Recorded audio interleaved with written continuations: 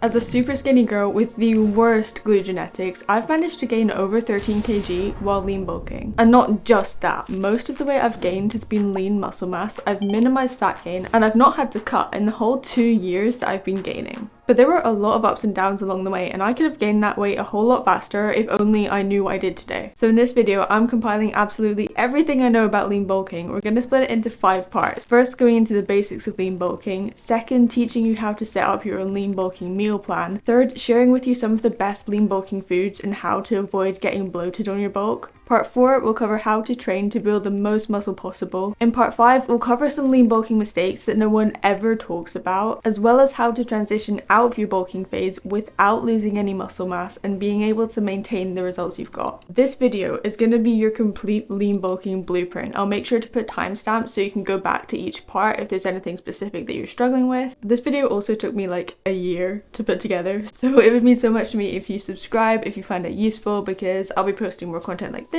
So first we're going to dive into the basics of lean bulking, how to calculate the right calories and macros, and really lay the foundations that are going to be fundamental to your success on your lean bulking phase. I've been bulking for this entire year, and since I've actually been doing it properly by optimizing my training and nutrition, I can honestly say that I've gained so much muscle and I'm in the best shape of my whole life. I know a lot of women especially can be a bit unsure whether bulking's a good idea or not, and you've probably seen all these people online who've tried the old school method of bulking and end up gaining a whole lot more fat than muscle. But one of the biggest mistakes of women who want to look toned is exercising too much and not eating enough. Some people argue that you can just try and build muscle while maintaining your current weight, either through body recomposition or main gaining. But the problem with that approach is you're never going to be able to build as much muscle as you would doing a proper bulking phase. So to give you everything you need to know to get through your entire bulking phase with confidence, we're kicking off a new series. This first video is going to act as your foundational guide, laying out the basics of what lean bulking actually is, why it's more effective than main gaining or dirty bulking. We'll address common fears and misconceptions about bulking, and I'll show you how to set up your calories and your macro goals to build your own science-based bulking plan to gain the most muscle possible while minimizing fat gain. The results I've got are completely achievable for anyone who takes the right approach. The whole idea of bulking is to put yourself in a calorie surplus so that you're eating more calories than you burn throughout the day. If you do this, then you'll gain weight, and if you bulk in the right way, then most of that weight can come from muscle mass rather than fat mass. Now you might be wondering, what's the point of bulking if you can just recomp to lose fat and build muscle at the same time?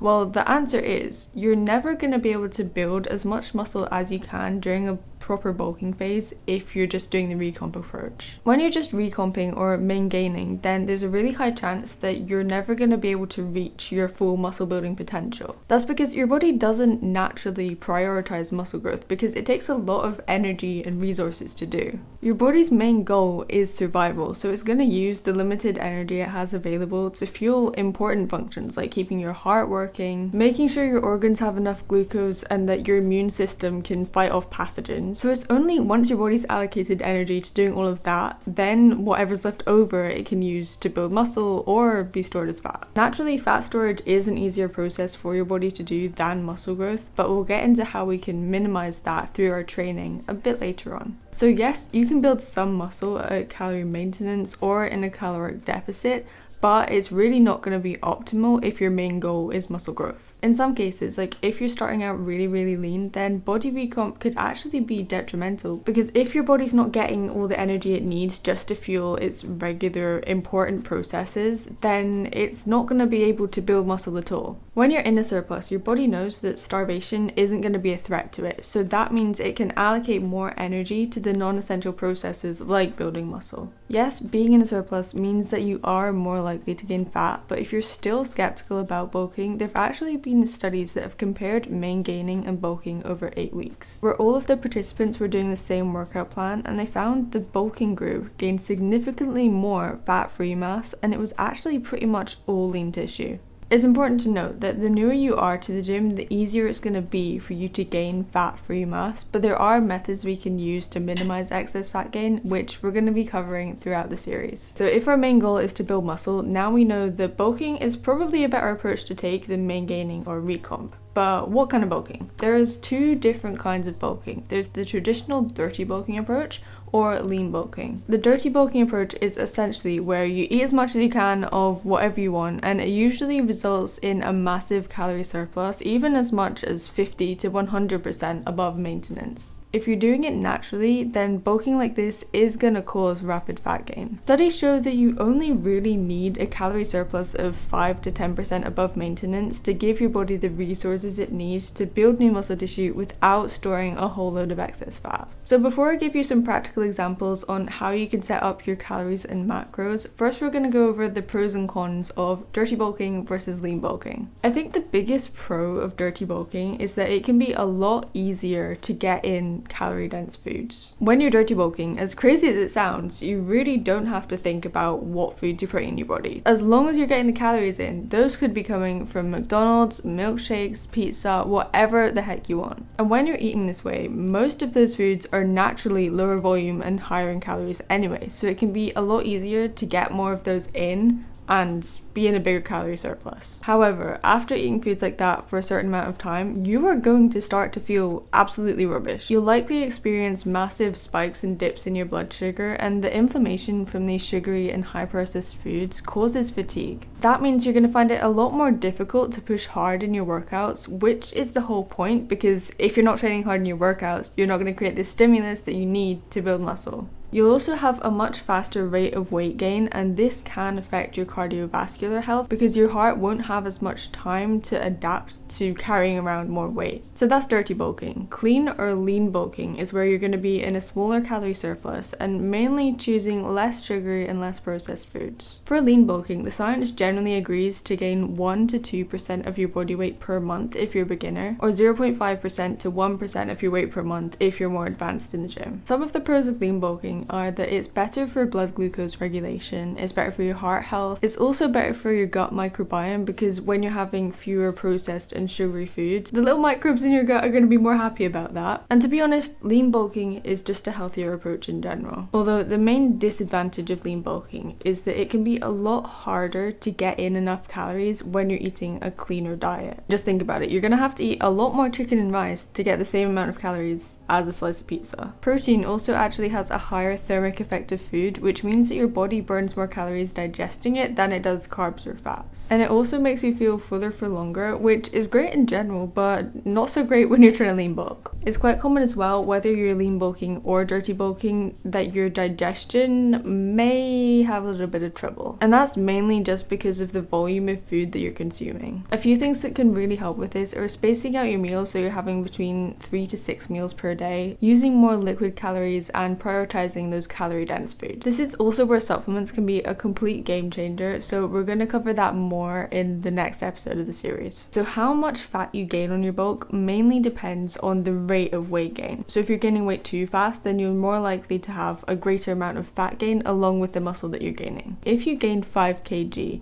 you would gain it faster in a dirty bulk, but most of that mass would probably be fat mass. Whereas if you gained the 5 kg doing a lean bulk, it would take you longer to get there, but most of the mass you gained would be lean muscle mass. And the newer you are to lifting, the higher the percentage of lean muscle mass you'll be able to gain. Okay, so I hope we can all agree that lean bulking is the way forward. So just to give you a little example, if you've been training for 2 years and you weigh 60 kg, that means you should gain about 0.3 kg to 0.6 kg per month on your bulk. And that's pretty slow. It means that if you bulk for the whole year like me, then you'll gain about 3.6 kg to 7.2 kg. If you do gain a little faster than this though, you really don't have to worry too much because 1, you still make gains and probably more than you would if you hadn't been bulking. And 2, you can just go on a short cutting phase afterwards and lose the excess fat that you hadn't intended to gain. I don't know about you, but I feel like especially as women, the mindset part of bulking is what tends to hold us back the most. This is definitely something that I also need to remind myself of from time to time. But when we're bulking, nothing is permanent, so whatever you gain at the end of your bulk, you could also lose. And that goes for muscle mass and fat mass. It's also important to note that having some level of body fat is really important for general health and especially for women. In general, women tend to need a higher base level of body fat than men just to support our hormones, like your cycle and all the stuff around that doesn't apply to men. Saying that, gaining excessive amounts of fat, especially at a fast rate, is going to put a lot of stress on your body and your cardiovascular health. So how many calories do you actually need to eat on a lean bulk? We'll just use me as an example to keep things easy. So I maintain my weight at around 2,600 calories. So I eat 2,600 calories a day, and I don't lose weight and I don't gain weight. So if I was starting a lean bulk, I would increase my maintenance calories by 5 to 10% up to 2,800 calories per day. Then I'd adjust those calories up or down depending on whether I was gaining weight too fast or too slow, and go from there. If you don't already know your maintenance calories, then you can take a screenshot of the steps on screen now to figure it out for yourself, or for a more accurate approach, you can download the 2-week free trial of my training and nutrition app, which will calculate your bulking calories and macros for you, and then over the weeks, as your metabolism adapts, it will adjust the calories and macros on your bulk so that you can continue to build muscle and make the most progress.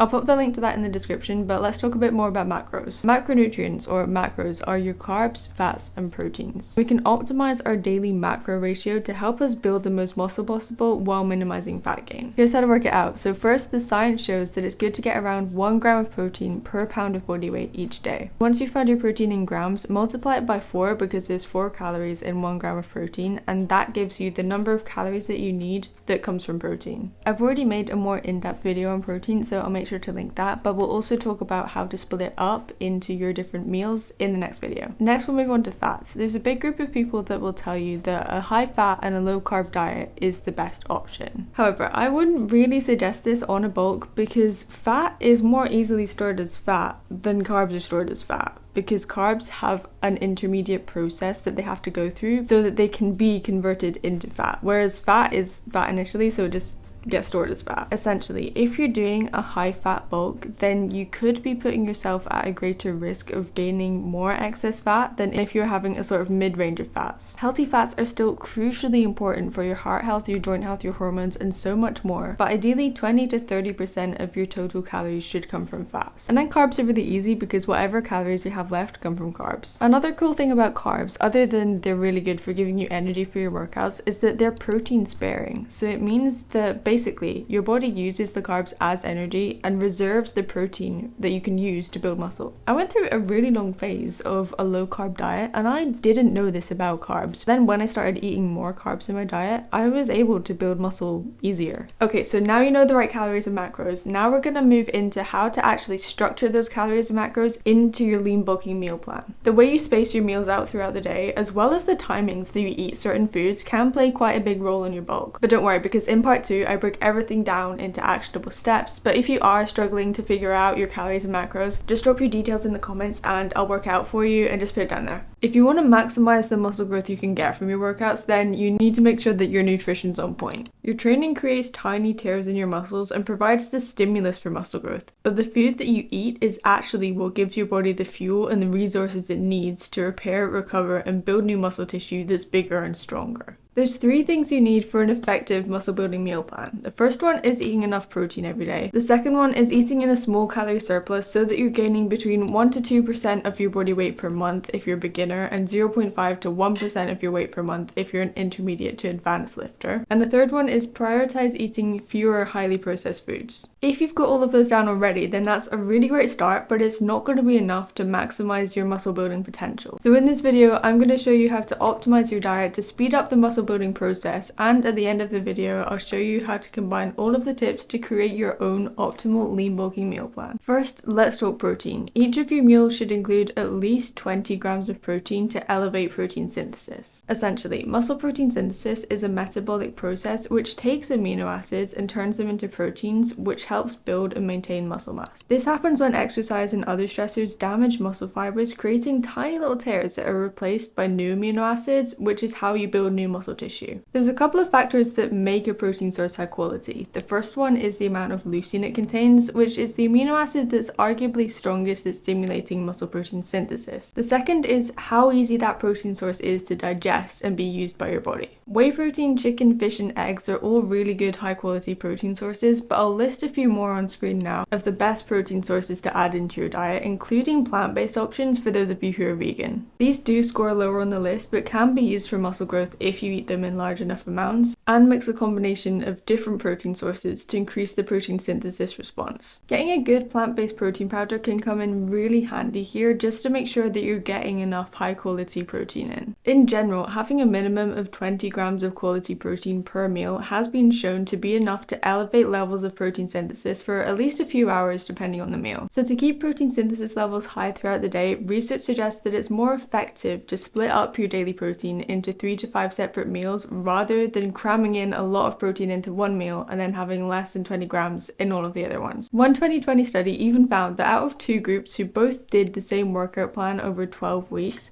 the group that split up their protein evenly into 3 meals saw 30% more muscle growth than the group who skewed most of their protein just into 2 meals. That's crazy! So evenly distributing your protein into 3 to 5 meals is going to be best for muscle protein synthesis, but that's only when you're awake. Our bodies are still building muscle and going through the recovery process as we sleep, so we need to make sure that we're giving it enough fuel and the resources that it needs to do that overnight. No, I'm not saying get up every few hours and go and chug a protein shake. That's potentially going to be worse for your recovery considering how important sleep is in the recovery process, but biasing your last meal of the day in terms of protein so that you're including at least 40 grams of quality slow digesting protein just before you go to bed, that's really going to help. Casein is the most common form of slow digesting protein and is found mostly in dairy, but you can also get it as a powder. For me, I like to include cottage cheese or Greek yogurt for the slow digesting protein before bed, but I also sometimes have peanut butter with this because the fats from the peanut butter also slow down digestion, which can help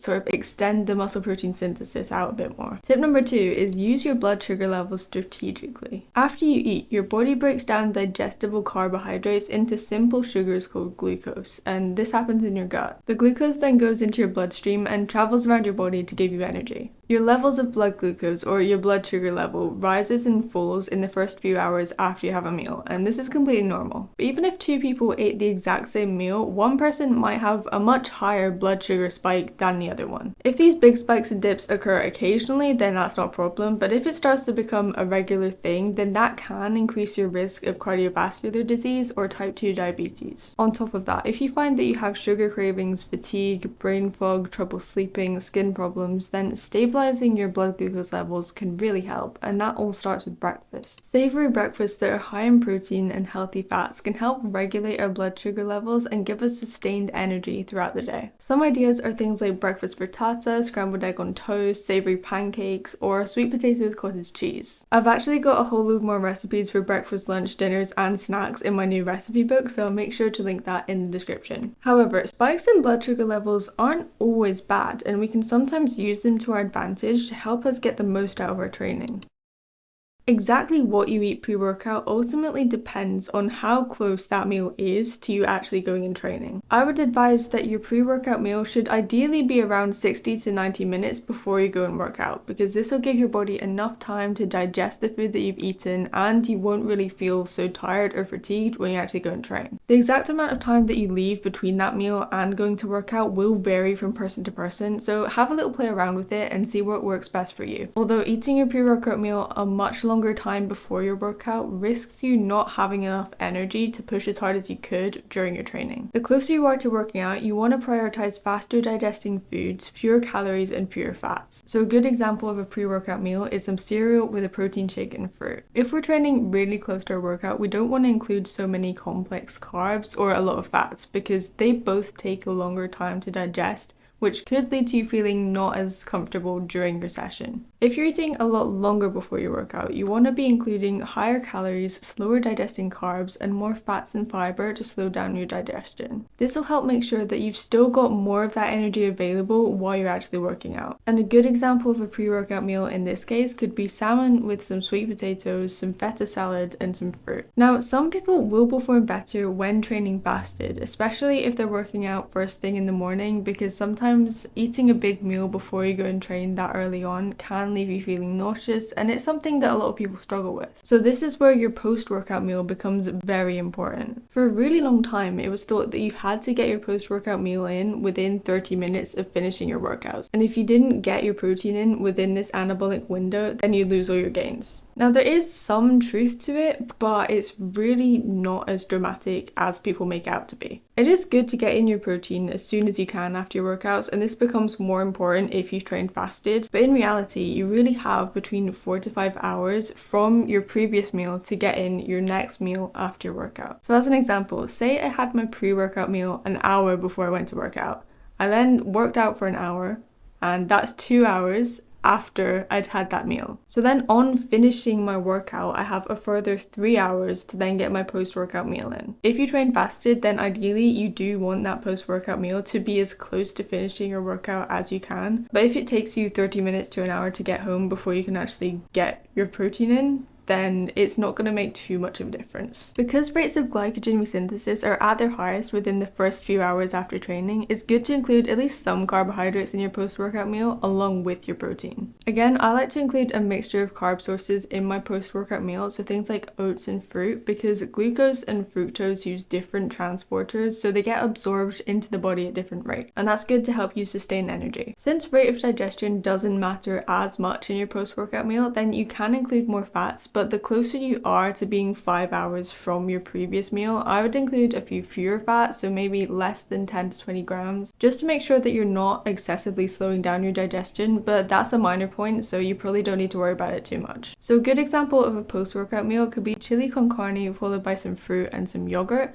or a protein oatmeal with berries and walnuts. In order to maximize muscle growth while minimizing fat gain, you'll want to optimize your food choices. Opt for higher quality protein sources like we talked about earlier, and aim to include more unsaturated fats, so things like nuts, oily fish, avocados, and olive oil, instead of saturated fats like butter or cheese or some plant sources like coconut oil. Consuming high amounts of saturated fat may increase your risk of cardiovascular disease, and some research suggests that switching to include more unsaturated fats in your diet may enable more of the weight that you gain to be muscle rather than fat. So to put all this together, an example lean bulking meal plan could look something like this. Meal 1 could be scrambled eggs on toast with avocado. Meal 2 could be a protein shake or a protein bar with fruit. Meal 3 is going to be the pre-workout meal 60 to 90 minutes before training, and it's going to be egg fried rice followed by yogurt and berries. Meal 4 is our post-workout meal, and we're going to have protein oatmeal with berries and walnuts. And then meal 5 is going to be turkey mince, veg and rice followed by Greek yogurt or cottage cheese with peanut butter and dark chocolate. Right, so you know what's going into your meal plan, but one of my most asked questions is how you stop bloating when you're bulking. So in part 3, I'll give you a few reminders of the most important things to consider in terms of your nutrition to reduce bloating, as well as some of the best foods to include in your lean bulking diet to help you feel less full, less bloated, and be able to hit your calorie and macro goals a bit easier. So you want to gain weight and build muscle. You've tried to start eating more, but now you just feel super bloated all the time. You have seen a little bit of weight gain, but now you're starting to second guess yourself because you don't know if it's just the bloating, if it's actually muscle, or if you've only gained fat. Girl, I've been through it too, and as someone who's come out the other side of all that and gained over 13 kg, today I'm going to show you the foods you should and should not be eating to gain healthy weight and build lean muscle, as well as the tips and tricks that since I started using, I've not been bloated at all in the rest of my entire gaining phase. And at the end of the video, I'll share with you some healthy, high-calorie recipes that help me to keep seeing consistent progress. First, I just want to put out a little disclaimer. I'm not a healthcare professional, I'm not a dietitian. Everything I'm about to share with you is not medical advice. So if you're suffering with things like super painful bloating over an extended period of time, please contact your healthcare provider because they'll be able to give you more tailored guidance. However, feeling bloated when you first start eating more is actually really common. It's something that I've experienced. It's something that a lot of you guys have DM'd me on Instagram about. But bloating, especially when you're lean bulking, mainly comes down to 3 things: the foods you're eating, when you're eating them, and the volume of food you're eating.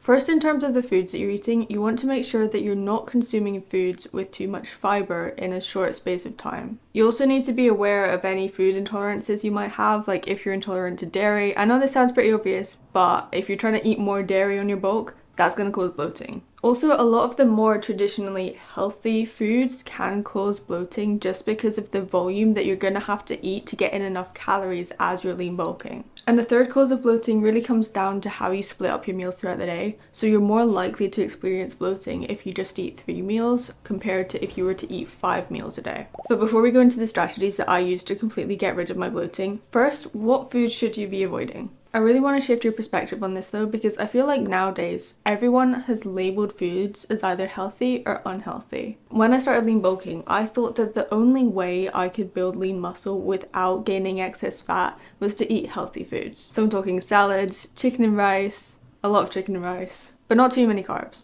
And honestly, I just felt so bloated every single day, the whole time. And if I had to stomach another meal of chicken and rice. To avoid any confusion, when I say the word healthy, I'm mainly referring to low-calorie foods, because nowadays that's typically what people tend to associate with the word healthy. It is quite a tricky topic though, because what one person thinks is a healthy food, someone else might think is an unhealthy food. So for the sake of this video, when I say healthy, just assume low-calorie foods. Today we're going to challenge that, because I want you to start looking at foods as either nutritious or less nutritious. I think this mindset shift is going to be really helpful, because if you're trying to lean bulk on only healthy foods like salads and fruit and veg and things like that, those are really good foods and they're also nutritious. But if you're boxing yourself in and not allowing yourself to have any higher calorie foods, then you're really going to be shooting yourself in the foot, because one, you'll probably be a lot more bloated than if you were to include higher calorie nutritious foods. Two, it's going to be a lot harder for you to actually get in enough calories to see any results. And three, restricting yourself to only healthy foods can be quite limiting if you go out to social events and your healthy foods aren't available. But when you shift your focus to start including more nutritious foods in your diet, that means you're not going to be looking as much at the calories of certain foods, and instead you're going to focus on the nutrients that they're going to provide. Overly processed or junk foods like chips and ice cream might have the calories that you need,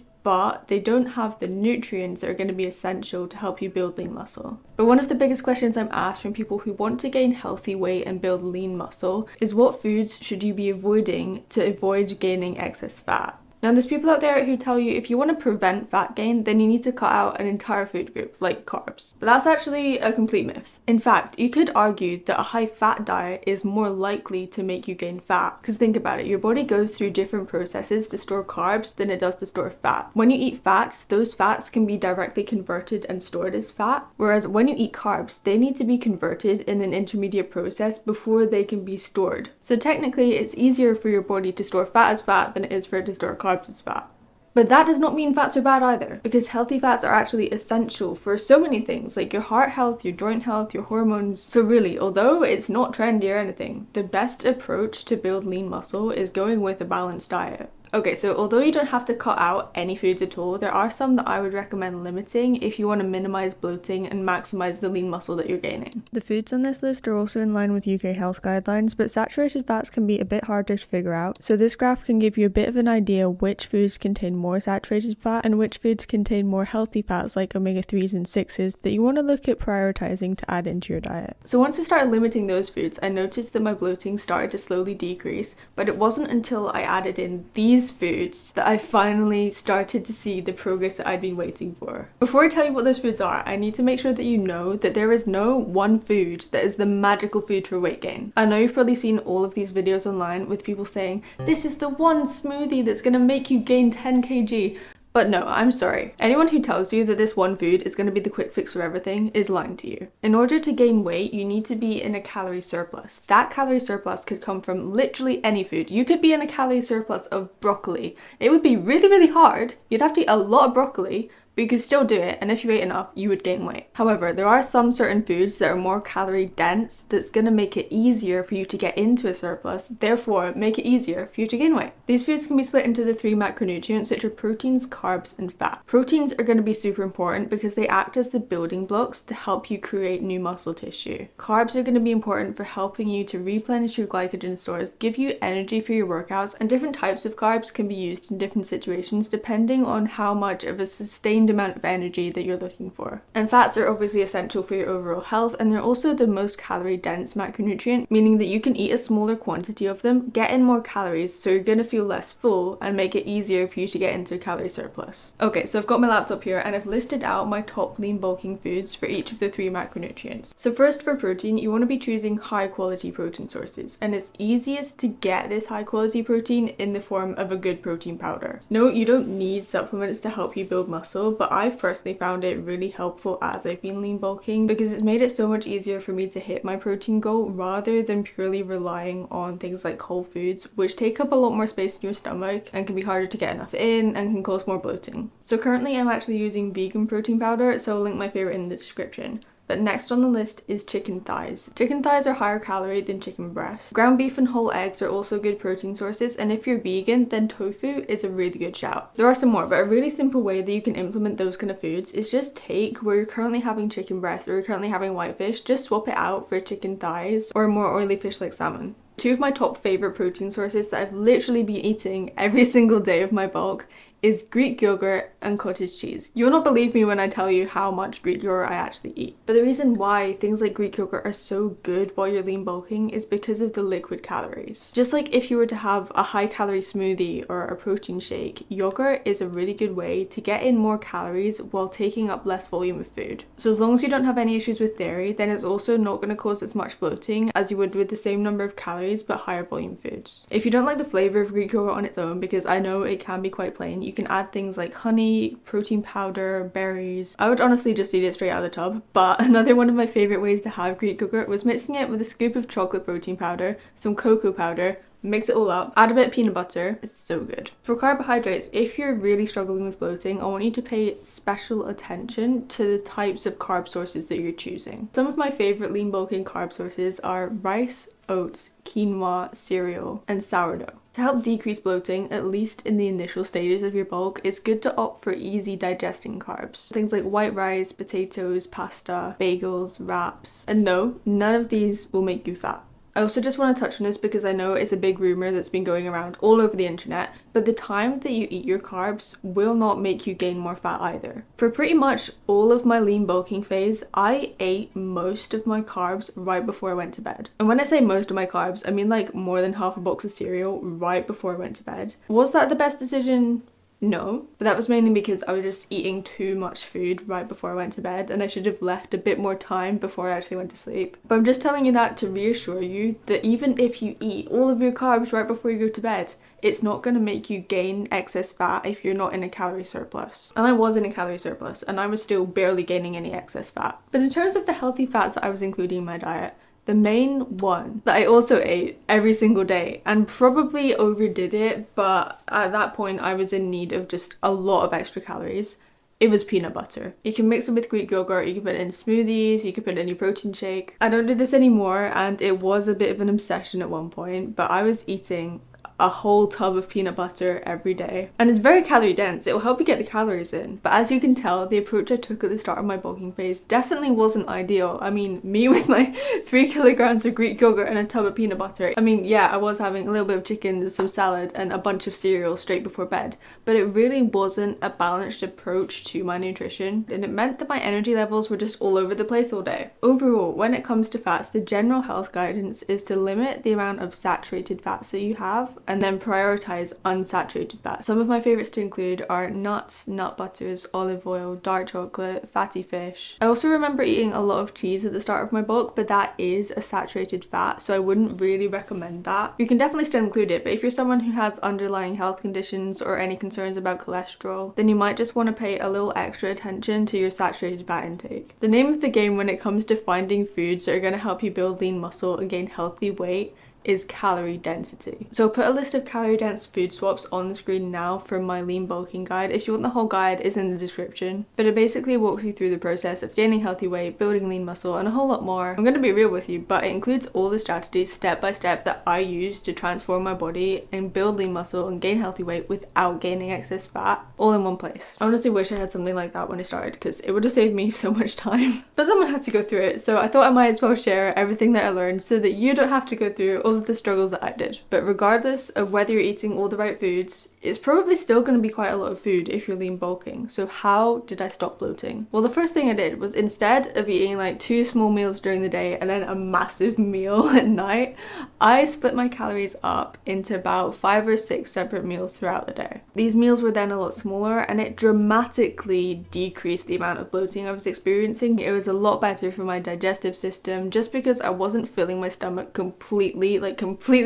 full every time I was eating a meal. Next, I made sure sure to stay hydrated and started drinking around 3 or 4 liters of liquid a day. I say liquid because this can also come in the form of liquid calories. So you could be drinking milk, you could be drinking smoothies, you could be drinking protein shakes, and that's going to help you stay hydrated while getting more calories in. The next thing I did was start going for short walks after each of my bigger meals. Even just a 5 to 10 minute walk has been scientifically shown to help improve your digestion, and that reduced my bloating. I also started paying more attention to what foods were causing me to bloat, which foods agreed with me, which were making me feel good, which were making me not feel good. So after that process, I ended up kind of limiting the amount of beans and legumes that I was consuming, because that I did notice was making me bloated, and since I've not really had as many of those, I've been a lot better. Another thing that really helped was actually the form that I was eating the foods in. So what I mean is, when I had things like whole beans, that would make me really bloated, but if I had things like hummus, which is basically blended beans, bean smoothie, that reduced my bloating because you'd kind of already done some of the digestion process by mashing up all the beans. So I guess it was just like less work for my digestive system. So after doing all of those things, my bloating had really reduced a lot, but then there was one more thing that I added that completely eliminated my bloating from then on, and that was starting to take a green supplement. I'll link the one I use in the description, but essentially greens include a whole load of micronutrients and they're really good for your gut health. And once I'd gone through the process of sort of healing my gut, I feel like that really sped up the process of just getting rid of the bloat completely. To be honest with you, I was actually kind of scared to start taking greens because it looks like pond water, right? But I got the orange flavor and it's so good. I'm just so glad I found greens. This isn't sponsored or anything, but it genuinely helps decrease my bloating. So I've given you all the foods, you know how to reduce bloating, but now I want to share with you 3 recipes that are healthy, calorie dense, and will help make it easier for you to get into a surplus so that you can build that lean muscle. The first recipe is pretty quick and easy, and you can even meal prep it the night before. It's also really versatile because you can add in different flavors of protein powder, and you can choose toppings like banana, peanut butter, honey, Greek yogurt, or seeds to get in even more extra calories. The next one's going to be a cheat code if you're someone who finds it hard to get enough food in, and that is a high protein smoothie. I've got a few different flavors you can try out, but my favorite combination is the berry and chocolate combo. If you can't eat nuts, then there's also alternative spreads that you can try, like Biscoff spread, seed butters. But I've got a few different options for smoothies you could try, so let me know what your favorite is. And then of course, as a dinner recipe, we have a classic bolognese. Topping this with cheese is going to be great for the extra calories and flavor boost as well. I've got a lot more recipes like these in my recipe book, so I'll link that in the description.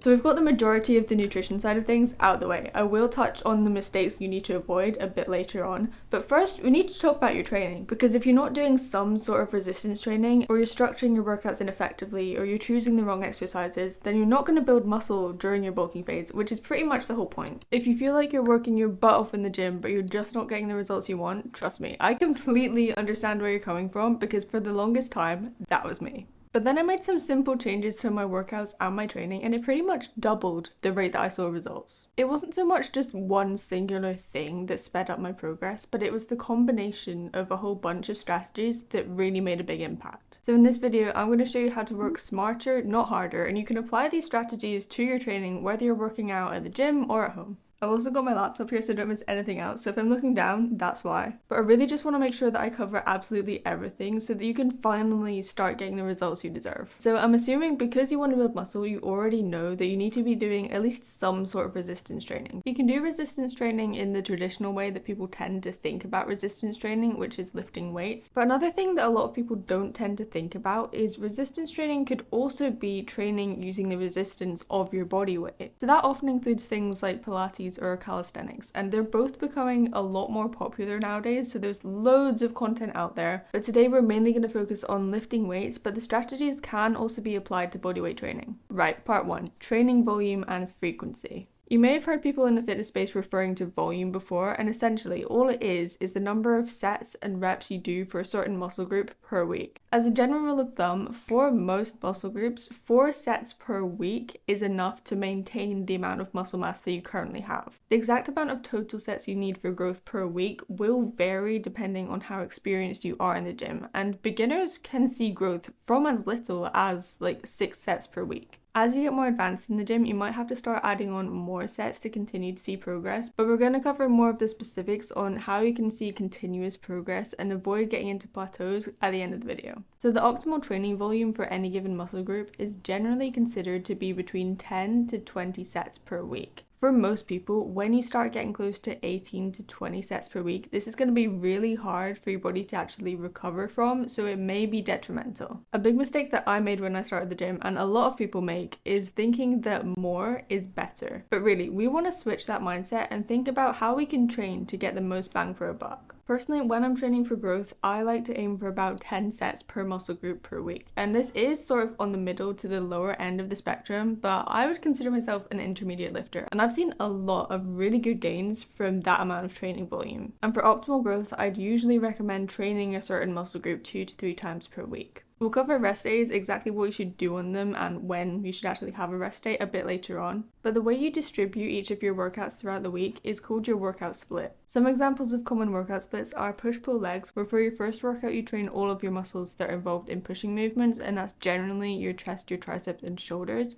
For your second workout, you train all the muscles that are involved in pulling movements, so mainly your back and biceps. When I used to do this workout split, I would also include side delts in my pull days as well. And then your third workout would be legs, which is just legs. If you've been doing full body workouts for a while and you've just decided that you want to start trying out splitting them up into separate muscle groups, then I'd say push-pull legs is a really good way to start. This is the split that I used at the start of my fitness journey, but as I started to progress, I noticed that my upper body was progressing a lot faster than my lower body, so that's why I switched to an upper-lower split. With an upper-lower split, essentially, the clue's in the name, but one day you train upper body, one day you train lower body, then you train upper body, then you train lower body, and essentially you can insert your rest days as and when you need them. And it's also really good because if, like, for example, in my case, my lower body was lacking, I could have 2 upper body days and 3 lower body days so that I would be prioritizing my lower body a bit more. An upper-lower split is also quite versatile in the fact that you can have like a 3-day split or a 4-day split or a 5-day split, and really all you have to choose from is an upper body session or a lower body session. I guess as a bit of a more advanced technique, I like to prioritize different muscle groups within the upper or the lower session on the different days. So for example, even though I have 3 lower body days per week, I don't just train all of legs every single session. I like to have a certain focus for each workout. So my first leg day is hamstrings and glutes focused, my second leg day is quads focused, and then my third leg day is again mostly glutes but also a little bit of hamstrings. So this is the kind of thing that you can do if you have certain muscle groups that you're really wanting to prioritize or bring up. And in my case, if you hadn't guessed, it's glutes. Yeah!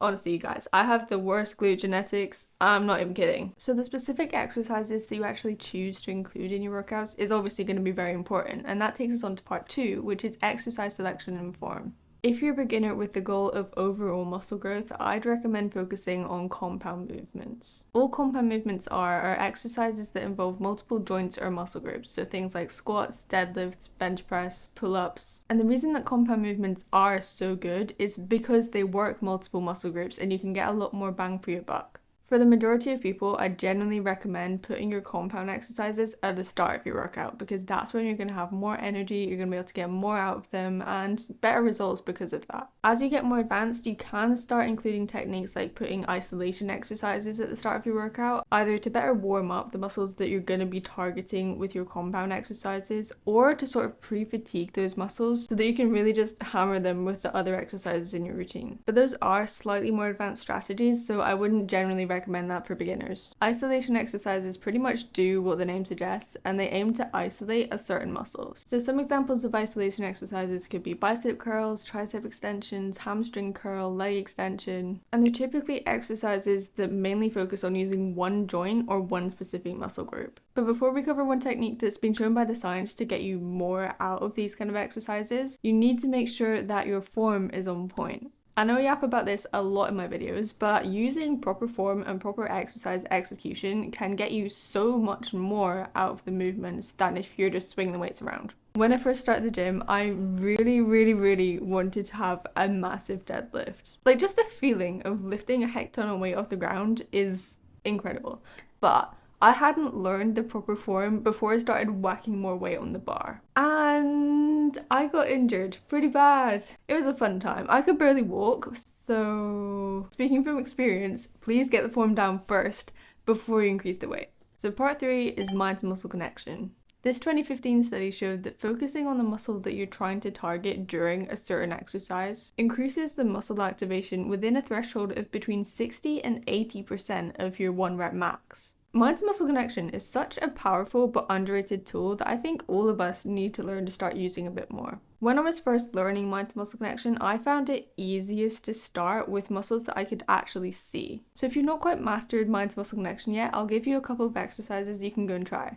2 general tips that apply to most exercises is use a lighter weight initially to get that connection, and you really want to slow down the reps and focus on the movement itself. You can even try this right now without the weight. So what I want you to do is grab a dumbbell in one hand and place your other hand on your bicep, which is the muscle that you're trying to target. As you're curling the weight up, really focus on your bicep and imagine the muscle fibers themselves tearing apart. For the second exercise, I want you to take the exact same approach, but this time you're going to do leg extensions. Typically, you'll be able to get that mind-to-muscle connection the most when your muscle's in the most contracted position. So for leg extension, that's going to be when you raise your legs up and you're really squeezing your quads. Sometimes putting a hand on the muscle that you're trying to work can help you get that mind-to-muscle connection a bit faster, but getting that connection in the first place is a skill that you need to master, so it will take a bit of practice. Some muscle groups are going to be harder to connect to than others, so for example back, where you can't really see your back. But when it comes to back, actually I have this cute little hack.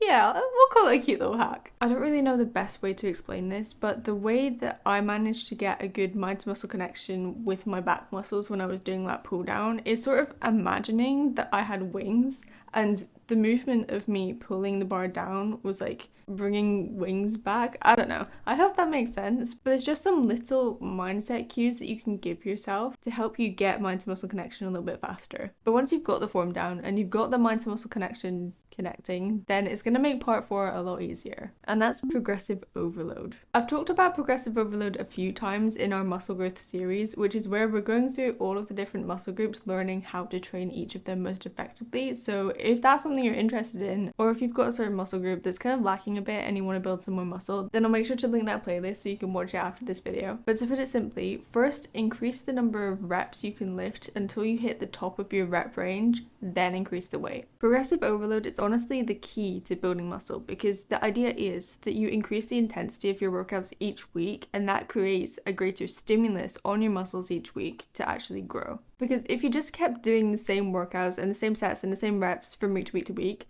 then your muscles wouldn't have a reason to grow. And if you're putting a certain amount of load on it, it starts to prepare itself for the next time that you're going to do that. So when you're putting a bigger load on it, your body's going to think, oh, I need to be stronger to actually be able to lift that load. And that's when muscle growth and strength increase and adaptation occurs. So to actually make sure that you're applying progressive overload properly, you need to 1, make sure that you're tracking your weights, 2, make sure that you're tracking your reps from week to week, and 3, don't switch up your exercises too often. People will tell you that you need to change your whole workout program every 6 weeks or something like that, but if you're still seeing progress, then there's no reason to change it. There's only really 3 reasons where I would switch up my workouts. The first one being I stopped seeing progress, or I just wasn't progressing as fast as I wanted to with those certain exercises. The second being if those exercises were aggravating a certain injury, or they just weren't feeling very good. And thirdly, if I just got bored of the workout plan, because the most important thing about your workouts is that you actually enjoy them. Because when you enjoy what you're doing, you'll be able to get so much more out of it, and you'll likely see more muscle growth because you're putting more effort in. So in the opposite way, if you're enjoying your workouts, if you're seeing good progress from week to week and none of the exercises are aggravating any injuries, then you really don't need to change anything. I do find that I am likely to get a bit bored of some exercises if I've been doing them for months straight. So when that happens, what I tend to do is, because I want to keep the exercises in my routine that are going to get me to my goals, whether that's working on a certain muscle group or increasing strength in a certain exercise, I want to keep those ones in my routine. So the exercises that I'll swap out first are my isolation exercises, and that just gives me a bit more variety, spices the workouts up again, and honestly, that's just always worked to bring some of that enjoyment back into my training, and I've usually been able to see more progress even in the lifts that I didn't change because I've brought that enjoyment back in. But if you don't include this next part in your training routine, then you're not going to get as much out of any of the other strategies. So part 5 is rest and recovery. When it comes to your workouts, if you're training for hypertrophy or muscle growth, you're generally going to be in the 8 to 12 rep range. For most of the exercises in my workouts, I tend to rest between 60 seconds to 2 minutes. 60 seconds being more of the isolation movements, and then 2 minutes being the really heavy compound lifts like squats or hip thrusts or things like that. The reason we want to rest longer for the compound movements is because you're using multiple muscle groups, so you're going to need more time for each of the muscle groups to recover before you go back into your next set, so that you can actually push with the same amount of effort as you just did, or at least close to the same amount of effort.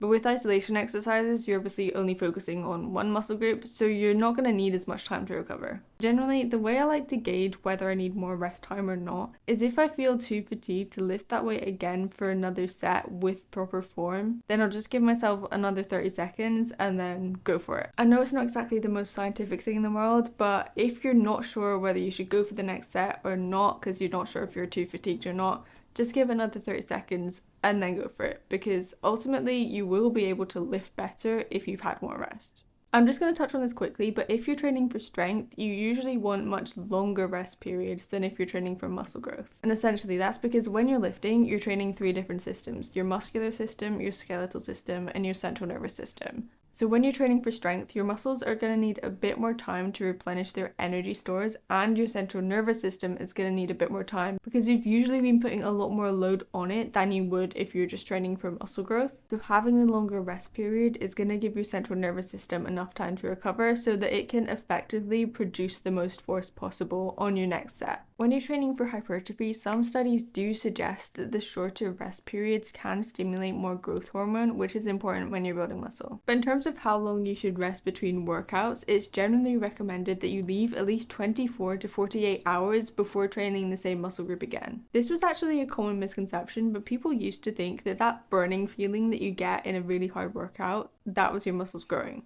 But the thing is, your muscles don't actually grow in the gym. They grow in the times where you're resting and recovering, because that's when they're actually not under that stress anymore and they have a chance to grow. I didn't give myself enough rest days when I started the gym, and I saw literally 0 progress. But then I just ditched 1 workout per week completely, and it's actually insane how fast my progress sped up. There was another factor that helped with that, but I'll touch on that in a second. Most people are going to see best results from 2 to 3 rest days per week, but the way that you structure your rest days into your routine will depend on your workout split and the exact muscle groups that you're training and when you're training them. So let's just take my 5-day upper lower split as an example. So on day 1 I train lower body, and to give my lower body enough time to recover before training it again, on day 2 I'll train upper body, and then day 3 will be my second lower body day. So I've had a whole day in between training my lower body again. And this is also the lower body day where I like to focus on slightly different muscles. So day 1 was glutes and hamstrings, and day 3 is quads. So I do have a different emphasis just to make sure that I'm not limiting the recovery of my glutes and hamstrings. Day 4 is a complete rest day, and all I like to do in my rest days is make sure I get my steps in so that I'm still sort of staying active. I'm not just completely lying in bed all day, because that has been shown to help improve recovery.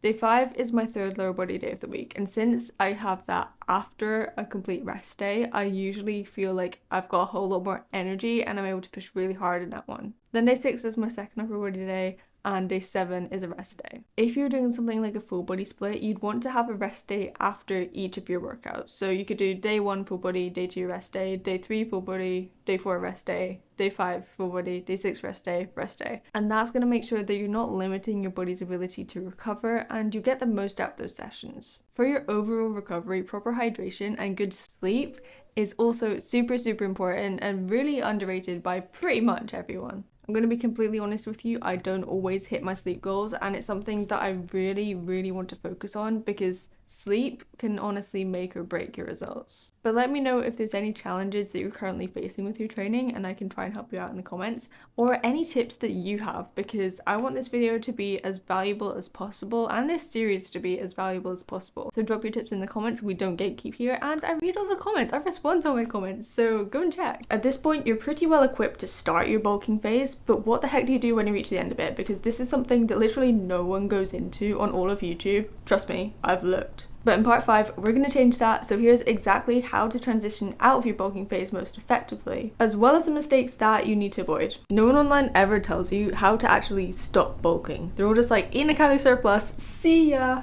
bye. But I'm not going to do that to you. So in this video, as our fourth and final part of our lean bulking series, we'll cover the most important mistakes to avoid, what to do if you hit a plateau in your bulk, how to know if you've been bulking for long enough, and of course, how to transition out of your bulk the right way with results that you're actually happy with. If your goal is to build muscle while minimizing fat gain, I'm going to assume that you already know the most common mistakes, specifically not eating the right calories, macros, or just doing a dirty bulk. But if you're unsure of any of these, I'd recommend at least going back and watching the first video in this series to get yourself up to speed. Mistake number one is probably the most obvious mistake, but for the majority of people, starting a lean bulk doesn't require as many extra calories as you might think. Typically, to gain around 1% to 2% of your body weight per week, you'd need to be in a calorie surplus of around 200 to 300 calories. And that basically just means eating like you usually would to maintain your weight, and then adding in a protein bar or something like that. Eating far above your maintenance calories might seem like the fastest way to build muscle, but after a certain point, most of that excess is going to turn to fat. Instead, it's usually better to stick to a smaller controlled surplus like we talked about in the first video. Monitor your progress weekly and aim to gain about 0.5 to 1 pound per week. This is going to help you maximize muscle gain while minimizing fat gain. The next mistake people don't always think about is neglecting nutrition quality. Relying purely on junk foods or highly processed foods to get you through your bulk can lead to poor energy levels, worse performance in the gym, digestive issues, and I promise you, just after a few days of eating so much highly processed food, you're going to be feeling the negative side effects. People will argue that a calorie is a calorie, and as long as you get the calories in on your bulk, then that's fine. But the quality of the food really does matter, because if you're feeling fatigued from the food that you're eating and you don't have the energy to push hard in your workouts, then you're not going to be creating that stimulus to build muscle, and that's obviously the whole point of why we're bulking in the first place. So at least 80% of the time, you want to be prioritizing nutrient-dense foods, so things like lean meats, whole grains, fruits, vegetables, and healthy fats to help fuel your workouts and your recovery. The next mistake is kind of a sneaky one that sort of just creeps up on you, but it's not using progressive overload. Bulking is only really effective when you're consistently building muscle, at least for the most part. And to do that, we need to be constantly challenging our body so that it has a reason to grow. I don't know about you, but sometimes I can just find myself going to the gym just because it's a habit and just sort of going through the motions rather than pushing myself in each session. Tracking the reps and the weights you lift each week should help you consciously focus on progressing over time. The next mistake is one that I am definitely guilty of, and that's skipping cardio completely. Yeah, although bulking is about gaining and you want to minimize the amount of excess calories that you're burning, because otherwise you'll just have to eat more food, cutting out cardio completely can lead to a lack of endurance and can be quite damaging for your cardiovascular health. So really, you want to include some light cardio in your routine at least a couple of times a week to keep your heart healthy and minimize the impact it's going to have on your recovery. It doesn't have to be a lot either. What this looks like for me is getting in my 10,000 steps every single day, like without fail. I don't increase this anymore on rest days either. I literally just do 10,000 steps every day. And then before my workouts, I'll do 5 minutes on the elliptical, mainly as a warm-up. But when I'm doing that 5-minute warm-up, I'm obviously getting my heart rate up. It does count as a form of cardio, and yeah, that is all I do. Ultimately, muscle gain is a slow process, so you need to be ready to spend months in a bulking phase. I've been bulking this entire year, and even if you look like at my before and afters, I'm not done yet, but my before and now, there's not that much difference. There is a huge amount of muscle gain, don't get me wrong, but it's nothing like crazy. So you need to remember, if you find yourself like a month in thinking that you haven't made much progress, it's going to take time. But sometimes after a few weeks, if you've not seen any progress, it can really feel like you've just hit a brick wall in your bulk. So what do you actually do if you hit a plateau? There's sort of two parts to this. The first one I didn't realize I had to do when I was a few months into my bulk, because I'd done what everyone online had told me. I was in a calorie surplus, but I just wasn't seeing progress anymore. It was such a frustrating time, and I was starting to think that bulking didn't actually work at all. But then I found out about this thing called metabolic adaptation. And essentially, as you gain more muscle on your bulk, your body and your metabolism is going to adapt to allow you to maintain your weight while eating more food. And that's partly because muscle tissue burns more calories than other tissues, but all that to say, as you get further into your bulk, you're going to have to increase your calories. I know, if you're someone like me who naturally has a small appetite and finds it hard to get the food in anyway, this can be really annoying to hear. But if your weight gain stalled for about 2 or 3 weeks, then it's pretty likely that your body's adjusted to the calories that you're eating. So what I'd recommend is increase your daily calorie intake by 100 to 200 calories and monitor your weight again. And yes, your macros are going to change with this calorie increase. So you need to go back to the first video of the series and recalculate everything so that you've got the right macros. And you're going to have to do this each time you increase the calories throughout your entire bulking phase. If you find all that quite overwhelming, or honestly just a bit of a faff, I completely relate, which is why I created my training and nutrition app, where you can input your progress over the weeks and it will automatically adjust your calories, your macros, and your training plan so that you're not going to hit a plateau in your bulk. Your plan's completely tailored to you, your likes, your dislikes, your starting point, your specific goals, so if you want to give it a go, then you can sign up for the free 2-week trial in the description. However, if you've plateaued in the gym, you might want to check your training intensity. A plateau might be due to stagnation in your training, and a lot of the time this happens when we just get too comfortable and we're going through the motions. So this is the perfect time to ask yourself, when was the last time you lifted heavier? When was the last time you increased the reps? If you find that you've kind of hit a brick wall in terms of progressive overload, try changing up your rep ranges, introduce different exercises to sort of switch things up a bit and challenge your muscles in a different way. For some people, hitting a plateau might also just be your body's way of telling you that it needs a bit of a break. So one technique you can use is something called a deload week. When I do this in my training, basically all I do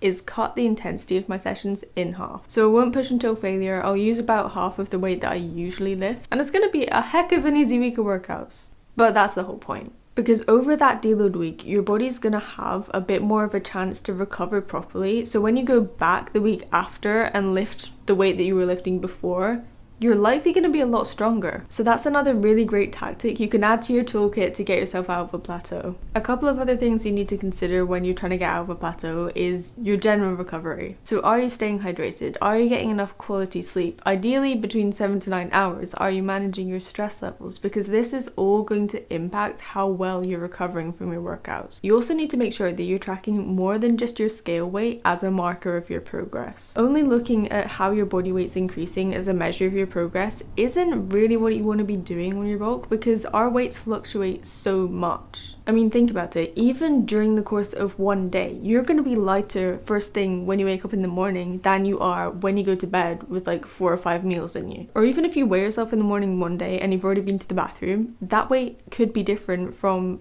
exactly the same day if you hadn't been to the bathroom. Is this getting too much detail? Plateaus on the scale don't always mean a lack of progress. You also need to consider your strength gains, your muscle definition, or measurement increases. The way I track my progress in my own training is every week I'll measure my weight, my waist measurement, thigh measurement, and glutes measurement. Depending on which muscle groups you really want to focus on, those are the ones that you should be measuring. And then I also take progress photos every week. If you want to be more accurate with the weight side of things, you can take your weight measurement like 3 times a week and then get an average for the end of the week. But honestly, at the end of the day, your weight is just a number, and if your goals are more physique focused, then your weight really doesn't matter. But how do you actually know if you've been bulking for long enough? There's a few different approaches we can take to this depending on how you went into your bulk. So if you set a target weight or body size when you started bulking, you know that you finished your bulk when you hit that target. Pretty self-explanatory. But personally, I don't like this approach because going off your weight alone doesn't tell you anything about the amount of muscle you've gained, about the amount of fat you've gained. And yes, you can get those scales that measure your body fat percentage, but 99% of the time, at least out of the technology that I've seen, they're pretty inaccurate. Instead, I prefer to combine the next 2 methods. The first one is a body composition assessment. If your fat gain started to outpace your muscle gain, then it might be time to stop bulking. Look at your physique and decide if you're happy with the ratio of muscle to fat. You might start feeling overly fluffy, and this point will be different for different people, so you really need to decide for yourself if you're happy with where your body composition's at.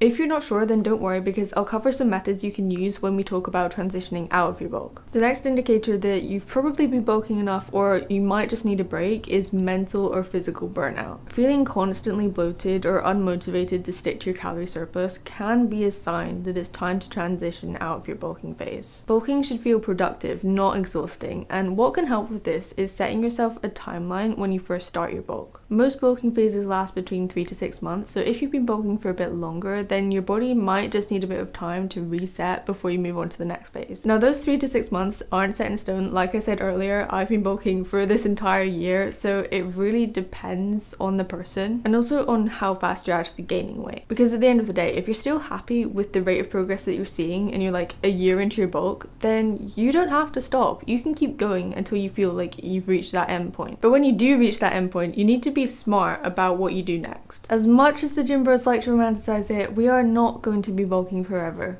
It's called a bulking phase for a reason, and there's a couple of routes you can go down at the end of your bulk depending on your goals or your current physique. If you weren't sure whether you should stop bulking or not, but you're starting to feel a little bit fluffy, then you can also use this approach to help you lose that small excess layer of fat and then decide whether you want to keep bulking or you're happy with the amount of muscle that you've built. Step 1 is gradually reduce your calories. Promise me, do not abruptly cut your calories. Instead, decrease your calories by about 100 to 150 every week, because this is going to give your metabolism more time to adapt and it's going to help you retain the most amount of muscle possible. Just like you did when you were increasing the calories during your bulking phase, now you're also going to have to recalculate all of your macros when you decrease your calories during this transition phase. Now just a note on this, protein is crucial for preserving muscle mass, so as you're decreasing your calories, you want to make sure that your protein is always within the range of 0.8 to 1.2 grams of protein per pound of body weight. In terms of training, during this transition phase, you need to keep lifting heavy. You can't be slacking off now, because this is what's going to tell your body that it needs to maintain its muscle that it's built. You also want to avoid drastically increasing cardio straight away, because that's going to put more stress on your body and it's going to make it a lot harder for it to recover. Next, we want to introduce a maintenance phase. So over the weeks, you will have been decreasing your calories. When you hit the number where your weight remains the same from week to week,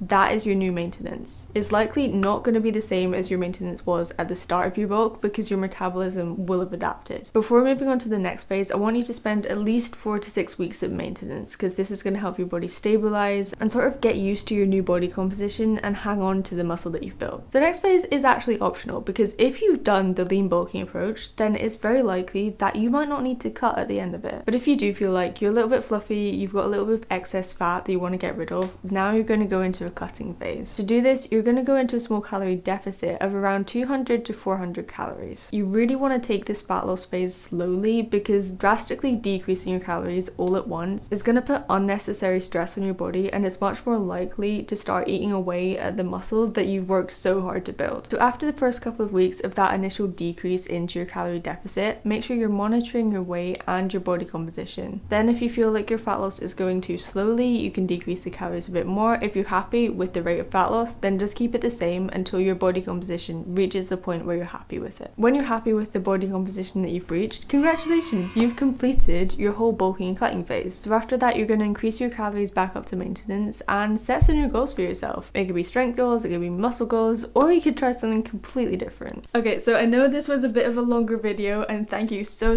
much if you made it to the end. I appreciate you more than you know. Please drop a comment if you made it to the end, because honestly, you are the real one. There's probably only like one person who made it this far. But if you want to see how I've personally been putting all of these tips into practice throughout my bulking phase, then you can check out this playlist here, which is what I've been eating a day throughout my bulk. I love you so much, and I'll see you there.